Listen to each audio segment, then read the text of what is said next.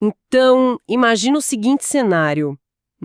O clima é de pura euforia, né? Uma vitória, assim, eletrizante por 3-2 sobre Fluminense. Nosso maior rival. O clima vai lá em cima. Exato.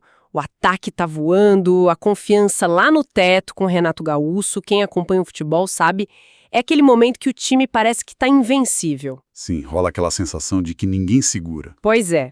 Mas aí, o sorteio da Conmebol acontece e, de repente, tipo, a recompensa por toda essa empolgação não é um desfile de gala, né?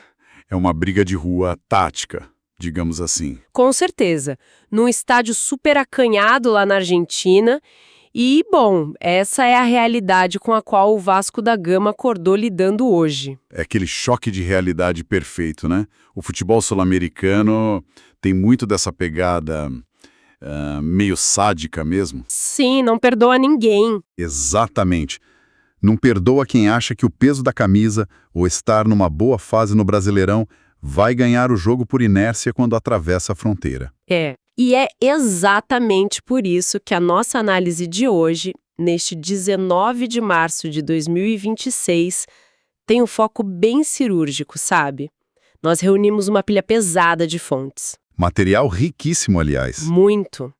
Artigos detalhados da ESPN, as reportagens da CNN Brasil, lá do NS Total, e também pegamos as apurações direto das trincheiras do portal Net Vasco, além das análises do Vivente Andante. Tudo pra gente montar o quebra-cabeça. Isso.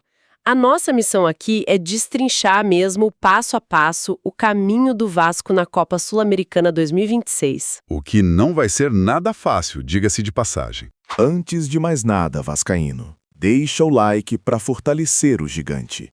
Se inscreve no canal O Gigante Cruz Maltino para não perder nada do Vasco. E comenta aí, de qual cidade você está assistindo, porque o Vasco não tem fronteiras. Aqui é Vasco. Aqui é o Gigante Cruz Maltino.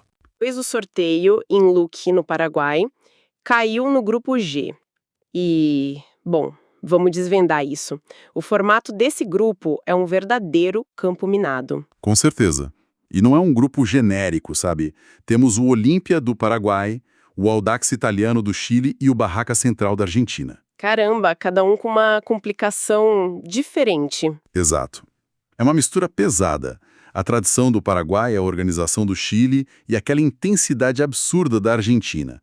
Cada time vai exigir uma valência diferente do elenco cruzmaltino. Nossa.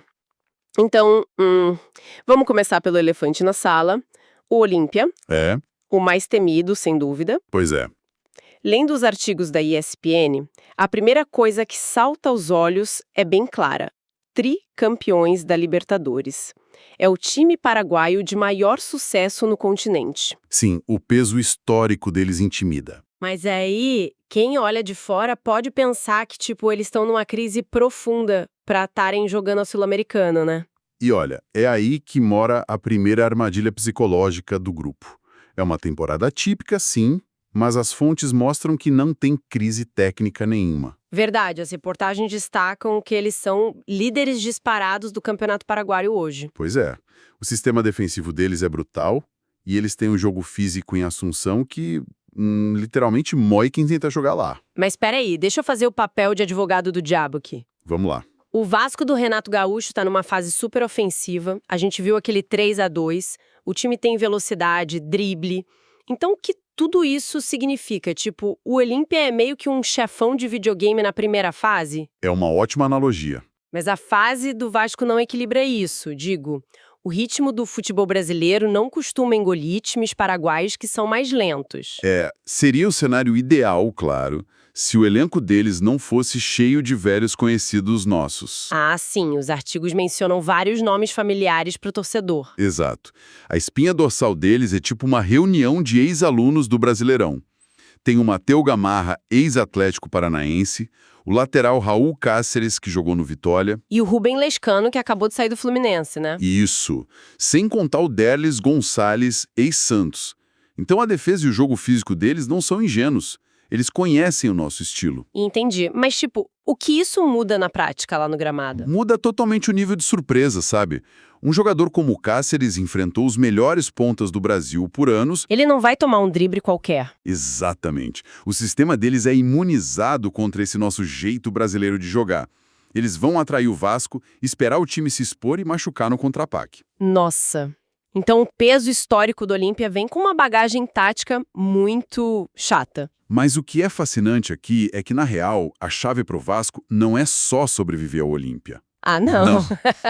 O que elimina os grandes favoritos são justamente os tropeços fora de casa contra os chamados times menores, sabe? Entendi. E aqui a coisa fica bem interessante, então, porque a estreia do Vasco não é contra o Olímpia, é justamente contra o Barraca Central. A famosa armadilha de estreia, fora de casa na Argentina. Sim. E o Barracas herdou essa vaga pelo título do Lanús do ano passado. E olha o técnico deles, o Rubem Insua. Ídola do São Lourenço, super experiente, o cara respira jogo difícil. Pois é. E lendo as descrições do estilo combativo deles, cara, me parece menos com futebol e mais com tentar lutar boxe dentro de uma cabine telefônica, sabe? É a definição perfeita pra catimba argentina. Não tem espaço, não tem respiro. Exato. É o antijogo levado quase à perfeição. Se conectarmos isso ao cenário maior, a gente vê a versatilidade que o Renato Gaúcho vai precisar. O Insua faz o bloco baixo, trava o jogo com faltas. Ele quer destruir o mental do Vasco logo nos primeiros 20 minutos. E as fontes dão os nomes exatos para isso. O Fernando Tóbil, ex-zagueiro do Palmeiras, liderando a zaga, e no ataque o Lucas Gamba e aquele garoto, o Gonzalo Morales, de 23 anos do Boca. O Morales é intenso. Qualquer dividida com eles vira uma batalha campal. Caramba! E como é que um time do Renato Gaúcho, que ama trocar passe e jogar bonito, sobrevive a isso na Argentina? Então vai precisar de uma resiliência emocional absurda. Jogar contra o Barracas é aceitar que às vezes um empate feio fora de casa vale mais do que tentar dar show e tomar um gol bobo. E a complicação não para por aí, né? Porque logo na segunda rodada, o Vasco pega o Audax italiano. Que é um caso de estudo à parte. Muito. Quando li os relatórios, achei até que era erro de digitação, porque o Audax é do Chile, mas o elenco tem um baita sotaque argentino e uruguaio. Sim, é o Gustavo Lema, técnico argentino, que comanda.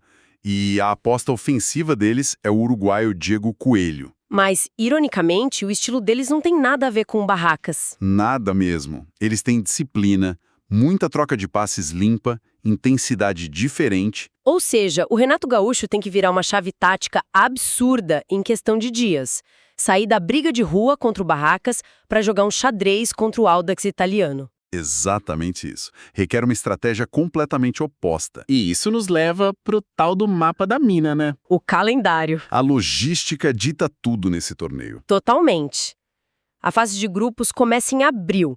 Entre os dias 7 e 9, o Vasco faz a estreia em Buenos Aires contra o Barracas, lá no estádio Cláudio Fabian Tapia. Aquela pedreira que a gente comentou. Pois é.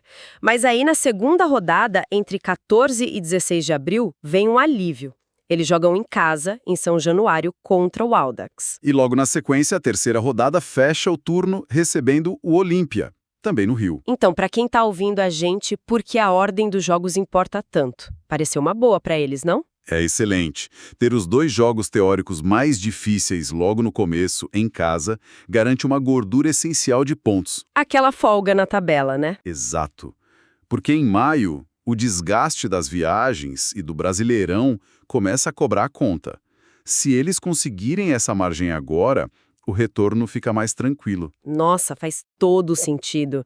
E falando em logística, pelo menos ir para Buenos Aires e Assunção são viagens super curtas, né? Sim, é uma baita vantagem comparada a viagens com altitude ou horas intermináveis de voo, tipo ir para Bolívia ou para o norte do continente. Verdade. Mas tem uma viagem que é o sonho de consumo de todos os times, que é o destino final. O Estádio Metropolitano Roberto Meléndez. Lá em Barranquilla, na Colômbia. Isso. Estreando como sede da decisão.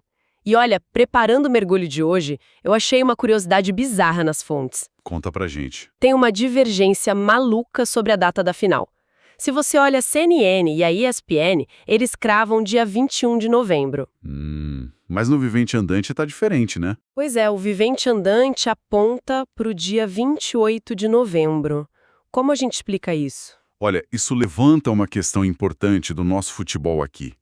O calendário sul-americano exige adaptação o tempo todo. É ajuste de data de TV, mudança de logística. É um caos organizado. Sim. E o time que vence é aquele que não se desespera com essa bagunça toda. Com certeza.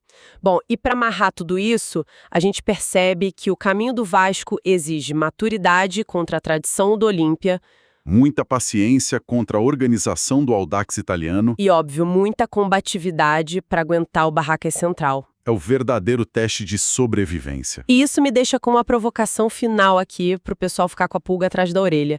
A gente sabe que a paixão da torcida em São Januário é histórica. Empurra o time como poucas. Será que a força de São Januário é suficiente para compensar os desafios físicos e táticos que eles vão enfrentar longe do Rio? Essa é a grande charada.